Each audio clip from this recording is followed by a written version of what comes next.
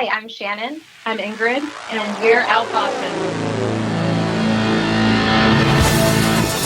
Hello, Out Bosses. Rhodes Perry here, and welcome to this week's episode of The Out Entrepreneur, a weekly podcast where I get to interview today's most inspiring LGBTQ bosses crushing it in business.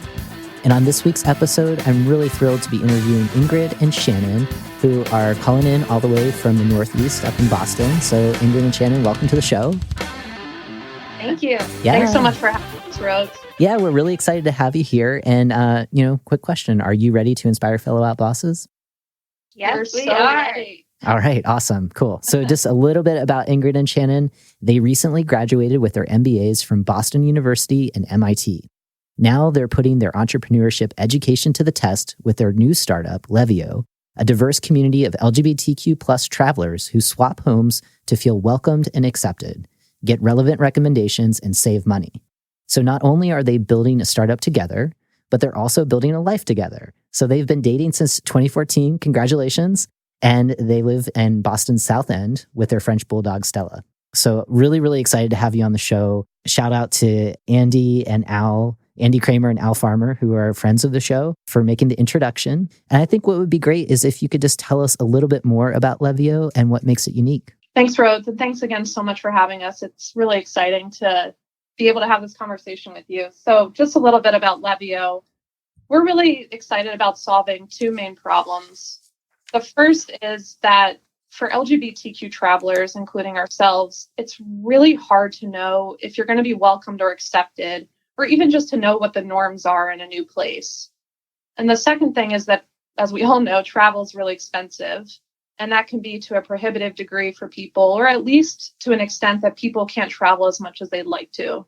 So with Levio, we're building a community of LGBTQ people who swap homes when they travel, which allows all members of the community to know that they're going to be welcomed and accepted wherever they stay, exactly for who they are. And because of the nature of home swapping, the cost is a fraction of what even one night stay in a hotel would be. And we currently are looking for some eager beta users to join us so we can hopefully get them swapping homes this summer. I love it. You're solving those two big pain points. The first, I think what many of us, especially where you all are at, fresh out of grad school, thinking about, wow, I have all this time now, I want to travel the world, and not a ton of resources to do that. You're really kind of addressing that piece. And then also the unique dynamic of being a part of the Rainbow family and recognizing, traveling to different parts of the world, maybe some of the misinformation that we may have of like, I'm not sure if I will be accepted in this country or in this part of the world. And even if it's a friendly part of the world, am I staying at a hotel or, at a lodging place where I can bring my whole self and just be myself and have fun on vacation? And I think it's brilliant, that you're taking this model of kind of the shared economy from Airbnb is one of the big players in the space, and really kind of looking at that angle of like, even with Airbnb and even with their commitment to diversity and inclusion, there's still gaps, and making sure, like, what is that vetting process to make sure that if you're staying in a home or you're swapping a home, that homeowner is going to be friendly to LGBT folks. And so you're going right to community, right? Which is like one of the advantages of being a part of the Rainbow family. So thank you for doing that. I think it's really, really brilliant.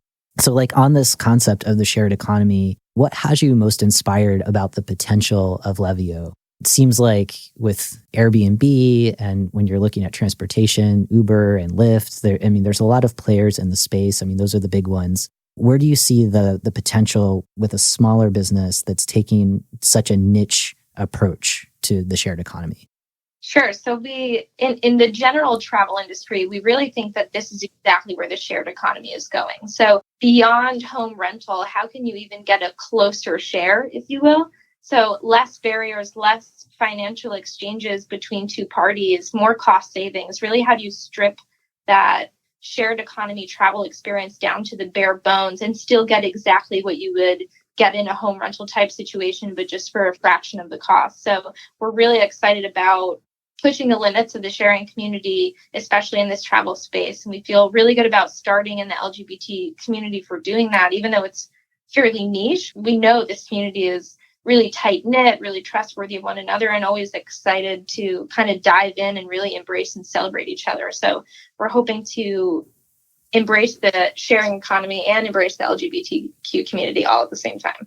You introduced this idea through your grad programs, right? So you're at Boston University, MIT, really great institutions offering tons of support around entrepreneurship. How was the project received? Even though, my impression is that these universities are super inclusive, was it still a challenge for you to kind of say, hey, we want to focus in on the LGBT community? Did you get some pushback from your advisors to say, hey, this is a good idea.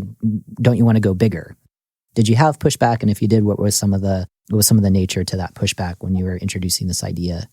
Well, as you said, Rhodes, we are in incredibly inclusive communities at both of our universities. So we didn't necessarily get pushback in terms of focusing on the LGBTQ community, but we did get questions around why wouldn't this be better suited for an Airbnb to add on as a new feature, LGBTQ friendly homes, as something that hosts could post on their home profiles. But I think really it all comes back to community, right? Airbnb serves and similar home rental companies, they serve a very particular purpose, which is important, but it's more about the transaction. It's more about knowing what you're looking for when you want to travel, finding that exact thing, paying for it, and having a good experience, the best of the ability of that host. Whereas for us, what we're really trying to do is build a community in which there's give and take. You want to do favors for other members of the community because you're going to be the recipient of those favors and that goodwill in the future. And we feel that starting with the LGBTQ community is the best way to build a broader community that's built on values of inclusion and of just, a general willingness and desire to make the world a more connected and accepting place. When we explain that to the advisors and other entrepreneurs we encounter at our universities, that totally resonates once we tell that story. Yeah, I think that makes a lot of sense. And I think you're articulating a point that's maybe sometimes harder to touch on. And this actually came up in an episode where I was interviewing Nick Casey, who is a shoe designer designing shoes for non-binary folks or anyone who doesn't want a traditionally masculine or feminine shoe. One of the challenges that popped up for Nick when trying to prove the concept of the company was, well, why not just add on to Zappos? Why can't Zappos carry a unisex brand of shoes, which I think that they do. But what you're speaking to is this component of trust and the brand and the position that you're building. You're centering the work that you're doing around LGBT communities. And for Nick, centering shoes around folks who want unisex shoes from a company they can trust. And that's hard for a larger business like Airbnb to say, oh, by the way, we have this special program for LGBT folks. It feels almost like an add-on versus like where you're starting from is being community minded. And I think that's really valuable and something for our listeners to consider being a part of LGBT communities or being an ally of LGBT communities and that loyalty that comes with when you deliver a good product or service, you're going to earn trust and that loyalty that's really, unless you do something really, really terrible, you can carry that and build, expand your business in other areas. So I think it's super, super smart what you're doing. And, I'm curious, you both recently graduated with your MBAs. So I want to kind of take a step back and hear a little bit more of, have you always been entrepreneurial in spirit? Did you maybe when you were in undergrad or in between undergrad and grad school, did you work for someone else? And if you did, what did you learn from that? And why did you decide to go down the route of entrepreneurship? Sure. So I think our stories in this thing are a little different, and they're both very exciting because they all ended at the same place. But so I think as a kid, I was always intrigued by what it would be like to start my own company. I was always solving random little problems as a kid. My dad has so many famous little stories of my childhood and how I was like, there's got to be a better way. That was like the punchline of my childhood. And so I feel like I always had that spirit, but I think having the spirit and diving into it full time were very different feelings for me. So I went to an undergrad business school. I went to Bentley. And so I've always kind of been surrounded by this environment and always really intrigued by it. And then right before business school, Ingrid and I actually took our first stab at starting a company together. And it is no longer around for good reason. It was a handmade paper goods company. And we learned so much about running a business through trying to make this thing work that just did not want to work. And I think for me, that's really where I fell in love with this idea of you kind of control the story, you control the success. It's your effort, your foot to the pedal is kind of, you see the impact of all of your work so directly that I think that experience right before business school combined with the education that we both just received really pushed us over the edge to take the leap. I love that. You control the story, you control the success that you have. And the fact that you had in between kind of undergrad and grad school, you started a business and you learned a lot from it, and it didn't take off in the way that you imagined it. You didn't take that information as, okay, this business is a failure, therefore all of the stories that might come along with that, entrepreneurship isn't for me, da da da da da. It's like you took that and you said, what can we learn from it? And here you are. You went to grad school. You got some additional support through lots of amazing advisors at the institutions that you went to, and you're at it again. And you have a brilliant concept, and you're bringing it to market, right? So Ingrid, are there other aspects of the story that you'd like to add to, and just kind of in your path of entrepreneurship? And does it align with what Shannon is saying, or you have additional things to share there? Yeah, for me, it was really different. So growing up, I wouldn't say I ever had the entrepreneurial spirit. I can't claim that I was running lemonade stands or coming up with hacks that Shannon was when she was a kid. But for me, most of my childhood and what I loved about my childhood was all of the team sports I played. I've been an athlete, or I used to be an athlete for my entire life, all the way through college. And I love nothing more than working with people I know really well towards a common goal.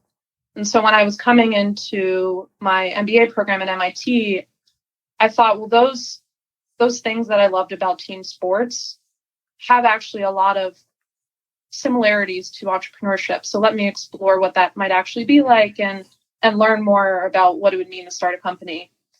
And of course, in that amount of time, Shannon and I became our own little team, and we know each other so well. And I thought, well, I would love nothing more than for us to work together and work towards a common goal. And so that's how I ended up coming to where I am now and wanting to start a company, and specifically with Shannon through our experience in the failed business and now with Levio.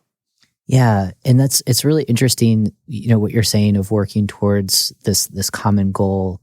And I think for some entrepreneurs, especially if you're a solo entrepreneur, you don't really have that team aspect. And so I think that's something that's really unique for you all, is that you are both business partners in like real life, outside of business. And I think that there's something really special about that. And we've had a few other business owners who are co-business owners and also lifetime partners, and have had tremendous success with that. That's definitely something to consider. If you really love being around each other, you already know what it's like to kind of live with one another. So just kind of an extension is your business. And I think that some of our guests have done that in really healthy ways. And so it's going to be interesting to follow the success of your business over the coming years and beyond. And it's exciting to talk with you now at the beginning of forming your business. One area we were kind of touching on before we started recording was this concept of creating an intentional business culture. And I'm curious for you all, it sounds like entrepreneurship has always kind of been this is where you're building a lot of your expertise, and looking at other businesses, or even considering where you shop and patronize businesses because you're attracted to their brands and et cetera. I'm curious how you're thinking about creating an inclusive culture. I mean, you've already talked about the importance of inclusion. What does that look like for you? And as you imagine your business scaling and growing bigger and bringing in more people, how are you communicating that as a value for your business? I think Shannon and I have talked quite a bit about how we want the values and the mission of Levio to align exactly with our internal values and mission as a corporate culture.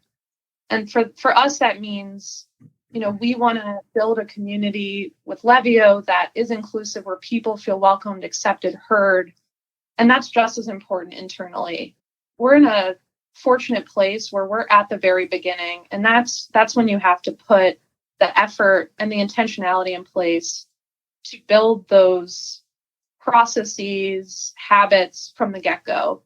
And for us, that means when we go and find our third co-founder or our technical team member in the next few months, that we do so with diversity and inclusion in mind. We want someone on our team who thinks differently than we do, who's had different experiences from what we've had. That's important, not just to us as people, but of course for the business. We need to build a community for a diversity of people. As you know, with the LGBTQ community itself is incredibly diverse, probably more diverse than any other representation of people in the world. We need to represent that from the beginning. So I think holding ourselves accountable to taking those steps that we want to take throughout the lifetime of the business from the get-go is going to be how we operate. I love that. I mean, you're at such an advantage because you are at the beginning. It's not as if you have both been hired as CEOs to take over a business that's been around for 100 years, right? That's something that you inherit, and you inherit that culture, and you figure out how you're going to leave your mark to maybe shift it. I mean, you're at the beginning, so your advantage is the sky is the limit. When we talk about inclusion, when we talk about our values for our people and the people that we're serving, here's what we mean. I think your greatest challenge, as you think about this, is that there aren't a lot of really great models out there of how you do that from the beginning. So you can be innovative and you can kind of keep your fingers on the pulse of what some other businesses are doing really well. Unfortunately, there's not a ton of research at this point to say, this is your blueprint and doing this quote unquote right. So that also will be really fun to kind of return back, have you come back on the show in a couple of years, just to hear how that's going and the things that are working well and the things that you're continuing to test and change. I thank you for thinking about that. I think sometimes when people are in startup mode, you're going a mile a minute, right? And you all know that. And it's so wonderful to hear that this is a part of your greater vision. And I think that that gives you also another competitive advantage because you see that value of having people diversity, thought diversity of experiences, and how that's going to make you a better company and really appeal to the many subcultures within the broader Rainbow family, right? So awesome. That is fantastic. So Shannon, Ingrid, this is a little bit different because you are relatively new in business and you're centering your business around LGBT communities. So I'm curious if this is true or not. And maybe it's not because you have both gone to pretty progressive institutions. As you're getting started, have you felt that some of your potential funders or business partners or people that are really on a part of your team to make sure that your business succeeds, have you felt that you had to maybe censor the fact that you are both lifetime partners as well as business partners? Any aspect of you being a part of the Rainbow family, have you felt that you had to censor that to different audiences to maybe get a meeting or to be considered for funding, anything like that? And maybe you haven't, and that will give us all a lot of hope that the world is shifting. But, just curious, like if you can think of maybe one example, because there are folks who tune into the show that are experiencing barriers even today, 2018. Right. So just curious if something comes to mind. Yeah, I think it's definitely been a mental barrier for the two of us and something that, to be really honest, we're not really sure how to navigate that. So as a part of our program here at MIT, we'll be fundraising in the fall. So those kind of formal meetings are not on our radar just yet. But in thinking about how we'll approach those relationships with formal investors and people that aren't really talking to us for the story of the company, like this type of setting, how are they going to feel about us being a couple? I think so. They definitely will have to buy into the LGBTQ community because that's the center of our business. So that for us is really fortunate that in those formal settings, that's kind of one domino knockdown, if you will. But the second, really how we approach our relationship and talking about it and how relevant and kind of apparent it is. We just being really honest, that's not really something that we've had to dive into just yet. And I think we've thought a lot about it when we have a third co-founder. What are the boundaries there? So it's a great question you ask, and I really look forward to finding the answer. Ingrid, how about you? Have you thought about this as kind of a mental barrier, or are you like, what are some of maybe your worries, fears, or concerns as you start to reach out to people that are less dialed in terms of what you're trying to do and who you are in the story of your business?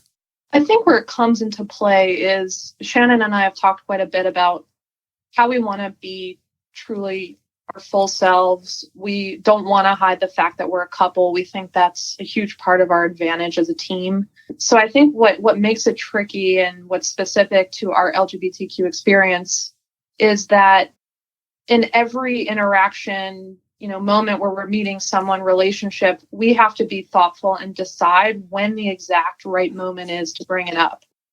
And that's what we've faced thus far. And it's challenging, but in the small sort of quiet way where we have to think about the strategy behind, do we come out right from the get-go in our first email and describe we're a couple as part of our introduction as a team, or do we wait until we meet in person, or do we wait until our second or third meeting? So I think those are the small challenges that build up over time. I'm not saying it's easy or light, but we have to be mindful of that, and we'll continue to face those challenges more and more. As Shannon said, once we're out there in the world trying to raise money or get really important meetings. Yeah, I think that just goes back to this kind of concept of like the energy, the mental energy that it takes to come up with that calculus on top of everything else. You're putting together, a dynamic pitch. You're thinking about all of the potential, that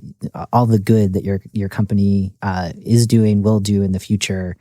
And then on top of that is this kind of the purposeful disclosure element of kind of coming out.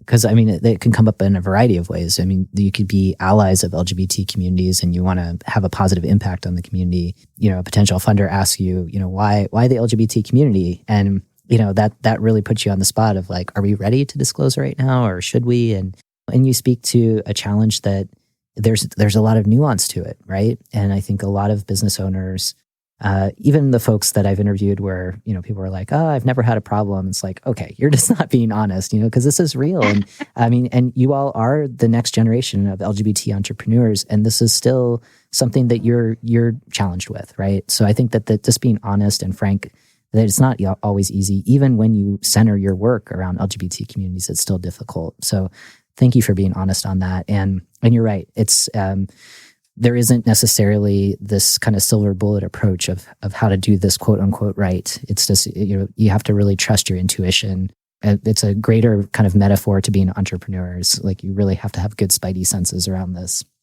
So yeah, so this show is about empowerment. So thank you for entertaining that kind of more challenging question. But I really like this next question, and I'm curious from your perspectives as relatively newer, younger entrepreneurs, when you think about your lived experiences of being a part of the LGBT community, what do you think are some of the unique experiences that give you superpowers, in business that allows you to stand out? Are there things that come to mind? Absolutely.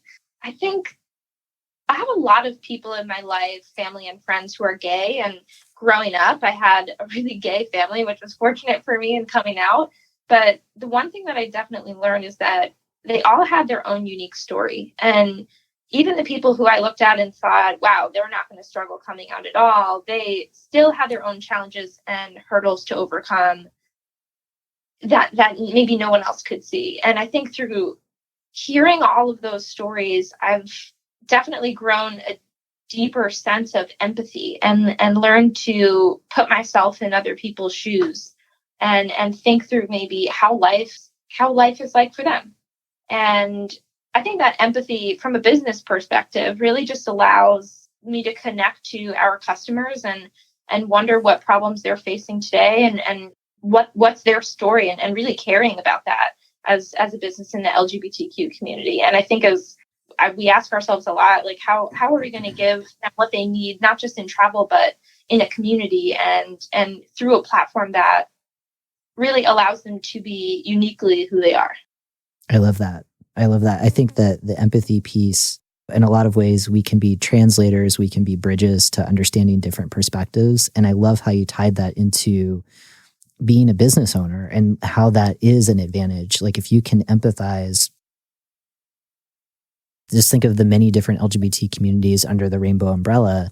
really trying to identify different pain points there. And in the context of the business that you're doing, if you're able to come up with those solutions like good entrepreneurs, you may have a new product or a new service. And I think that's totally right on. So Ingrid, like for you, like what might be some superpowers that you, in addition to kind of that empathy component that might come to mind? For me, growing up, I never wanted to be the person or the kid to speak my opinion first, because I didn't really know what my opinion was. I didn't know who I was. So I spent most of my childhood on the sidelines, observing, listening, and just trying to figure out my environment and how people around me felt. And so I think when I came out in my early 20s, I then realized who I was. I could then speak my opinion. I was in touch with how I felt, but I didn't lose my ability to listen. And, it's similar to what Shannon was saying, but taking the time to listen and really hear people, hear where they're coming from. And this goes back to your question, Rhodes, about building culture. So Shannon sort of touched on the customer piece, but this is going to be just as important as we build our team. Taking the time to listen, to hear people's concerns, hear their ideas and approaches to solving problems, and making sure that we're tapping into that diversity of our culture and the way people think to make the business better, and to make sure that everyone has an equal part in building something that's going to make the world a better place while they're feeling fulfilled in their work. So the listening aspect will be important from both a corporate culture and a customer perspective. And I've found that throughout my career, but it will be even more important with Levio. Yeah, that is so powerful. And I like that you brought that up. I mean, active listening it feels like a lost art in the day and age where we've got screens and different sounds distracting us at every point. But kind of going back to the basics of really hearing from, immediately the people on your team and thinking creatively, even, no matter the role, if someone has taken the time to share perspective, how does that perspective inform your decision-making as the CEOs of the business, right? And really leveraging those voices in meaningful ways and not just kind of superficially. And I think that the further that you get away from the day-to-day operations, the bigger your team becomes, really building in a discipline or a process that allows kind of the entire team to help shape, big decisions that you have to make, kind of the big systemic organizational decisions that it's not a matter of kind of which CPA are we using. It's like what direction are we going in as a business? And if you can leverage those voices, you're way ahead of the game. So kind of think about those processes now, as you're small and as you continue to grow. The further that you get away from those operations, how do you still hear from those folks on the front lines? Super, super valuable. So thank you for sharing that. Considering some of those challenges of purposeful disclosure and the superpowers that you got to share, as relatively younger entrepreneurs, what advice would you give to folks who are either where you're at or regardless of age, kind of thinking about taking the leap to becoming entrepreneurs? What would you want to share with them to be more authentic in their work right now? I mean, coming from my heart, I would recommend finding someone who knows you well or who you really want to get to know well to be by your side. And that in our case, we're a couple, but that could be a best friend. It could be a coworker who you've worked with in the past who you really enjoy spending time with and love problem solving with.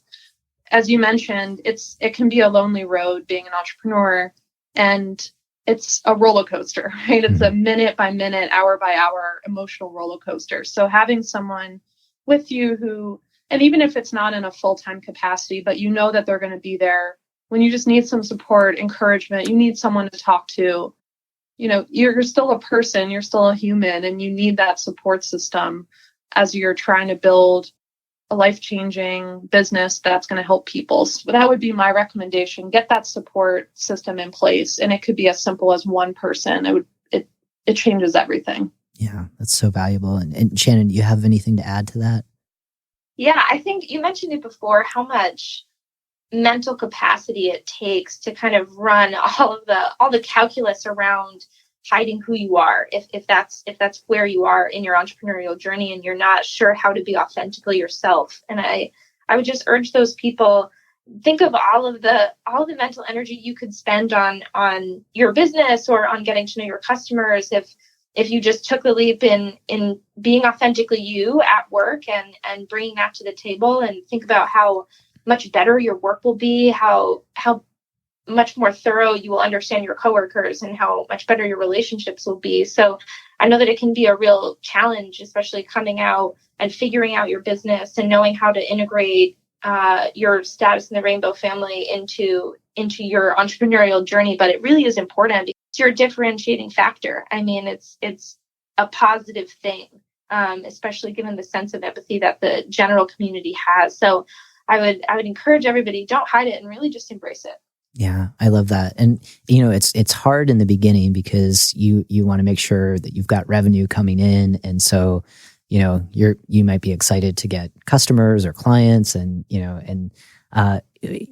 when you are in the position, when you feel comfortable enough, you understand your product, you know who your ideal customers are or clients, you're going to attract the people that you want to work with. So think about that and think about what you want to lead with and who is your ideal customer. I mean, I would imagine for most of us, we want to work with people who really see the value of us as members of the rainbow family, right? So think about like attracting if that's what you want, and what message do you want to put out there to bring those folks to the table. And I think when you do center a business like Levio around LGBT communities, inevitably you're going to be attracting really good people that are going to make you feel good about what you're doing in the world, right? Ingrid, what you were saying about that support system, it's so, so important. Even if you are a solopreneur, just think about surrounding yourself with other solopreneurs that get what you're doing and believe in you, and that helps build off of your own self-confidence, right? So really, really great advice. So thank you for that. One final question on this piece of kind of the unique aspects of kind of our LGBT identities as they show up in business. You clearly care about LGBT communities, and I'm curious, as your business, really becomes super successful, have you kind of mapped out the social impact that you want to have in terms of giving back, to disenfranchised communities? And are LGBT communities a part of that calculus? Right? Have you gotten to that point yet? And if you have, how might you, dedicate some profit from your business to supporting some of those folks who might be super disenfranchised within the rainbow family? That is the dream. The long-term vision is to, whether it's from profit or some portion of the fees that our members pay, that would go to great causes, providing support to the people who need it within our community. That's certainly part of the vision. How we get there and, how the economics work out is going to be a question that we answer in the future, but we would absolutely want to give back. And I think that's the value that's inherent in a home swapping community where you're giving and others are giving to you, and it's sort of circle of life community. And we would hope to do that for those who especially need it. I love that. And, I find that so much with the folks that I get to interview, that I'm so lucky to be interviewing, where that is a part of the, either that's the direction that folks want to go in the future, or, there are things right now kind of getting in the habits of kind of giving back that have been really, really great pieces to think about for other business owners as they're getting started. So thank you. We're kind of now going into more of the business mindset piece of the interview. And we talked a little bit about some of the mental energy that we spend in terms of thinking about coming out to people part of our business's ecosystem. But kind of like even backing up from there, I'm curious for you, because you all are kind of, you're just at the beginning of this longer term venture of being entrepreneurs in the world. I'm wondering, as you came up with this concept, or even with the handmade paper making business that you had, what were some of the things that popped up? Like, did you experience what so many of us experience as kind of imposter complex or imposter syndrome, where it's like, well, who are we to do this business when so many other people are in this space? Did that pop up for you? And if it pops up even now, what are some strategies that you have to work around it? Absolutely. I think that is not a past tense thing for us. So we're definitely still working through that, honestly, every day. And it's amazing being around so many other entrepreneurial teams here at MIT, and that support system is really important. When you feel like you're talking to someone new, maybe it's a potential partner, and you are thinking to yourself, I have no idea how to navigate this situation. I'm not an entrepreneur yet. I don't even know what it means to be an entrepreneur. I think you just kind of have to look inside yourself and say, I'm here for a reason. I have a goal. The mission of this company is very clear to me, and the origin story really means a lot to me. And just focus on the things that brought you to where you are, and remember why you're going about doing your business. And it's easy to get hung up on the fact that some people call themselves entrepreneurs, and maybe you don't feel like that title is for you yet. I think just going back to the roots of your story and realizing why you are doing what you're doing, and that kind of helps that imposter syndrome become less important, if not go away. Yeah. And Ingrid, for you, do you have, like, what are some of your strategies around this? It's an hour by hour struggle, right? Mm-hmm. I mean, I'll have moments where I had moments today where I felt imposter syndrome. And I think it's important to take the day hour by hour and realize it's okay to have a bad hour. It's okay to feel like I don't belong here, and not beat yourself up about that, and say, what can I do next? What's the next decision, the next step I can take to feel more empowered, to feel like I'm more connected to our customers, and just sort of, heads down, do that thing, and that will make you feel better. I mean, they say just forcing yourself to smile will make you happier. It's sort of the same mantra. Forcing yourself to do something, to be productive, to do what an entrepreneur would do, will in turn make you feel more like an entrepreneur. So those are some of the tactical things that I try to remind myself of throughout the day when I have those low points. Yeah, I think that strategy makes a lot of sense, and I think what you're both saying is that it's ongoing for you, and I can say for myself as an entrepreneur, yeah, it happens all the time, and I think for most people who look inwards and who are honest with themselves will say, like, yes, of course this pops up. Some of the strategies that you recommended, where it's just kind of reminding yourself of who your customer is, why you're doing what you're doing, like going back to the basics of why you even got started from the beginning. That should light the fire in the belly again, right? And maybe if it doesn't, that could be that at that point, okay, do we still want to keep going and investing, in this area of business, or do we want to test and change or pivot or whatever? But just having those kind of check-in points and being honest is really, really, really important. So on kind of this topic of struggle in your business, when you're getting stuck, or if you get stuck, or have you ever experienced being stuck, how do you ask for help? Who do you turn to?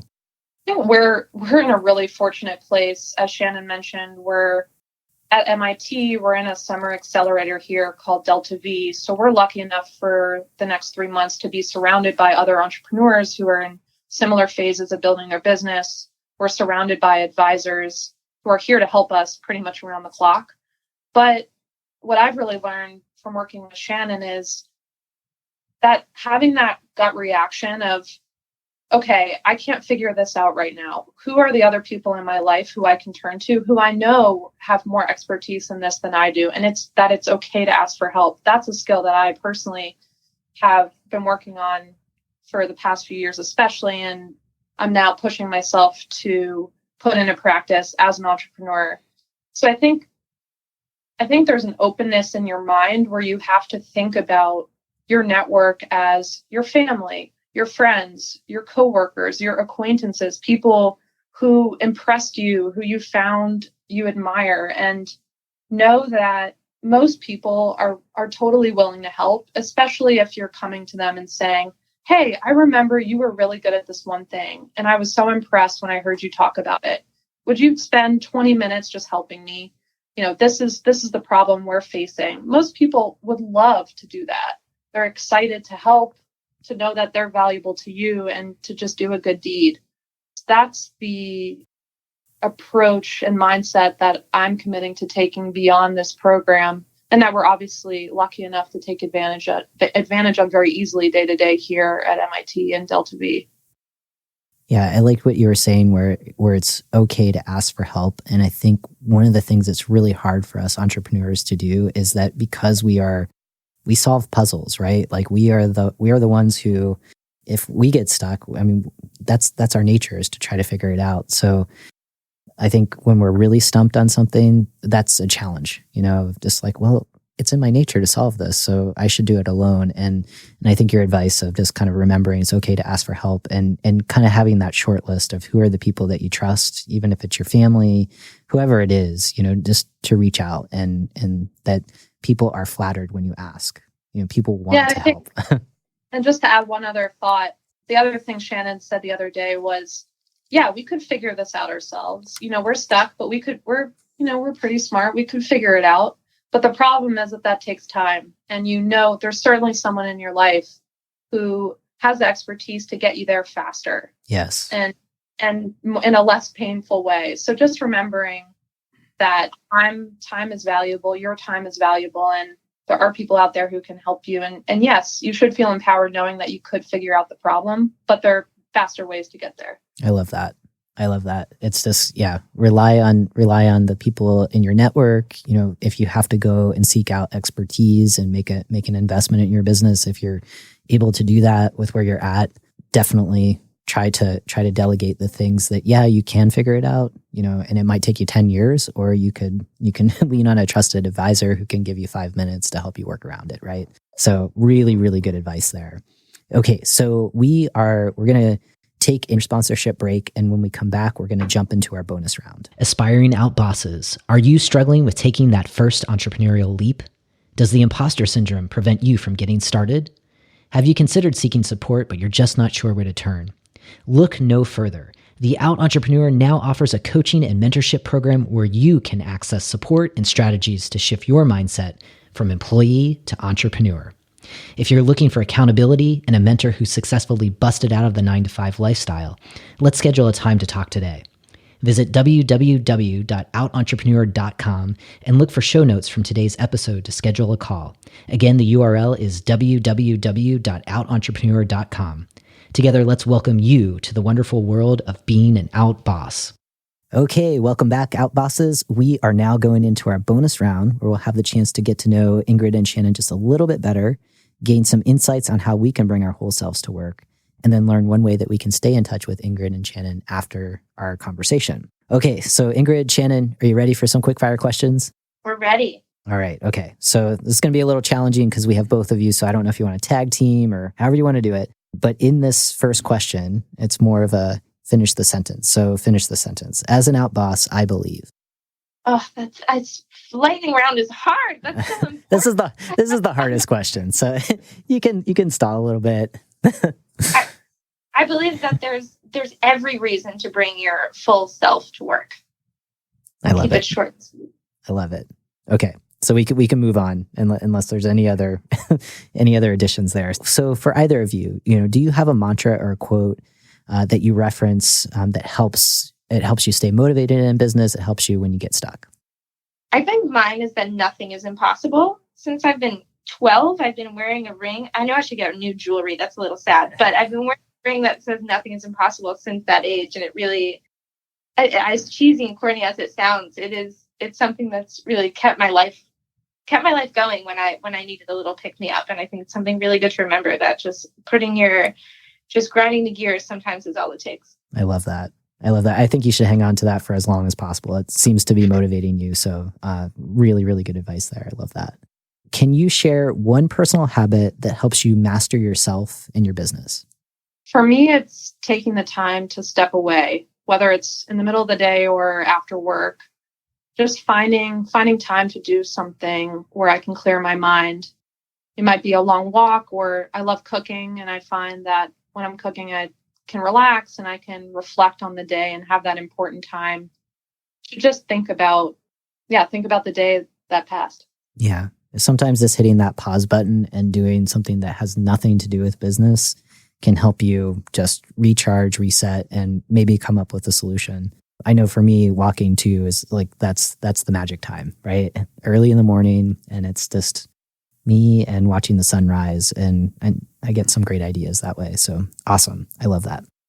So name one thing that you readily delegate in your business to stay focused on what you're good at. Help with marketing. We actually just met with someone yesterday to talk about that. Yes. Marketing, I mean, especially digital marketing is so, yeah, I'm glad that you mentioned that. Yeah, it's such a nebulous world. And I think both of us are huge techies and we're really into social, but I mean, it is a daunting task when you log into either Facebook Analytics or Google Analytics for the very first time and you're like, what am I doing? There's so much opportunity here and I don't know how to embrace all of it. So I think that's a very smart thing, in my opinion, to reach out to an expert about. Yes. And I mean, in the online space too, it will change tomorrow. Like once you master it. So definitely staying connected with those experts is really, really valuable. So good advice there. Okay. So what are you most grateful for with being business owners who are also out bosses? I mean, for me, it's that I get to work with my best friend and the person I know best and who knows me best, and we can bring our full self to work. And for me, it's really just the community. I mean, it's incredible how fast this community embraces just people that are a part of it, working on a new startup, and especially a startup that is really targeted for the community. The response has really been incredible. So I'm so grateful. Yeah, I love that. Okay, so I have two more questions for you. So first one, please share one piece of advice to inspire the next generation of outbosses to take that first step towards being an entrepreneur. Just, again, one step after the other. Just look at that next thing that you can do to build a little confidence, to get a little closer to growing your passion into a business. And don't feel overwhelmed by the big picture. And any famous entrepreneur out there had to take all of the little steps to get to where they are. And I think surrounding yourself with the entrepreneurial community in whatever way makes sense for you is always a good thing. It's really hard to be the only entrepreneur in your life. And it's similar to coming out. If you're the first person to come out in your entire family, that's always harder than the second or third person. So surround yourself with people who know what it's like to take the jump and who can encourage you to do it too. Yes. And it goes back to community and the power of LGBT community in this instance. So yes, I love that. Okay. So Ingrid, Shannon, thank you so much for being on the show, taking time. You know, for our audience, how can we stay connected with you? I know you're looking for beta users. Like what are ways that you can engage with the out entrepreneur audience? So please visit our website. Feel free to give us feedback. We're building the community for everyone who's listening to this. So all of your feedback is so important to us. Our website is Levio, Levio, travel.com. Or you can reach out to either Shannon or I over email. It's Ingrid at leviotravel.com or Shannon at leviotravel.com. And follow us on Instagram and Facebook. Same thing at Levio Travel. We look forward to hearing from any or all of you. Excellent. All right. And all of that information will be included in the show notes. So for Outbosses, thank you so much for tuning into this week's episode. It is always my privilege to connect with you and so many inspiring outbosses like Ingrid and Shannon. So again, for details from today's conversation, please check the show notes at www.outentrepreneur.com. Again, that is www.outentrepreneur.com. And as a next step, consider subscribing to the podcast, leave a rating and review in iTunes, and be sure to share the show with a friend or a loved one. And an easy way to do all of that is just text 444-999 and write in OutBoss, and we will take care of you that way. So for now, keep being your authentic selves 100% of the time.